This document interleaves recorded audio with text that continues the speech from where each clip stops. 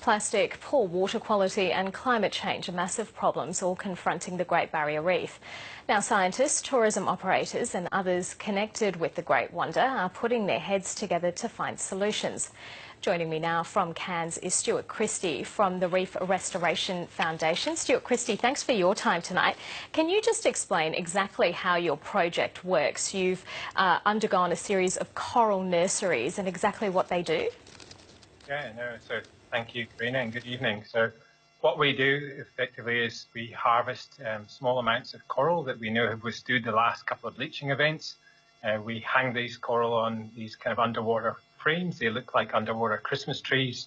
It accelerates the growth of the coral by hanging it on these frames, and then after 6 to 12 months we take cuttings from that coral, it gets planted out the reef, and then we get this repeat cycle. It's very similar to taking cuttings from plants and then creating new plants from those cuttings. This was an idea that you saw overseas being done in Florida and the Caribbean. How successful has the coral that you've grown at Fitzroy Island been, and is this potentially a long-term solution for the Great Barrier Reef? Yeah, so far it's been fairly successful. We've been in the water now for 4 months. We are hoping to do the first outplant of the coral, cut the coral and outplant it probably middle of the year. In the Florida Keys and the Caribbean, they're growing somewhere between 50 to 75,000 corals a year using this method. And, our goals effectively in the next 2 to 3 years, they've been doing it for about 7 to 10 years. We wanted to maybe plant to be planting 25,000 corals in about the next 3 to 4 years. We've had consecutive years of bleaching in 2016 and 2017 along the Great Barrier Reef. Scientists say it takes about 10 years to recover from that significant severe bleaching that took place along the northern third and the central third of the reef. Is there going to be a lag in time for when the corals that you're trying to grow are ready and when the coral will recover itself on the reef? What we are hoping to do is that we're not going to end up planting throughout the reef. We're focused on some of those high-value tourism sites.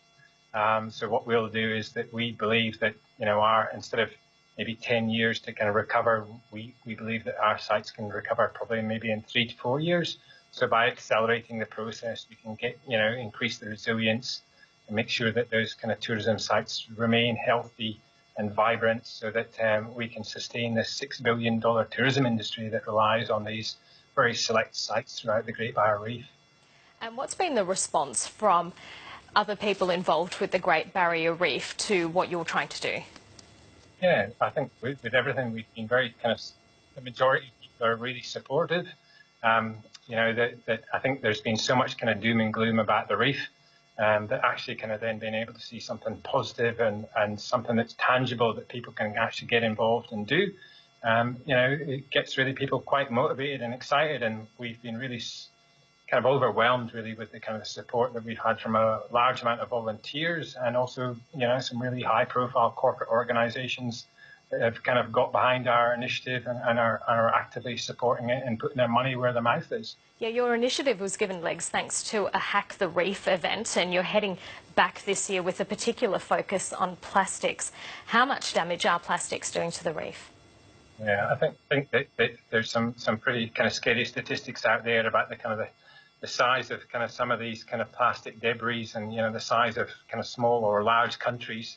And, the impact on kind of fish life and turtles and all sorts of stuff can have a devastating impact. So, being able to kind of focus a Hack the Reef on looking at new and innovative solutions that can actually make a difference in this particular challenge is going to be really important. And tell me about some of the damage that's being done to the reef by things like microplastics, which we find in synthetic clothing. Yeah, so I think, a lot of it kind of ends up in our swallowed by or eaten by kind of small animals, which end up in the food chain and can end up, affecting kind of our health. So it's a significant issue and definitely needs to be a kind of a focus for us kind of going forward. Stuart Christie, we appreciate your time tonight. Thank you very much, Karina.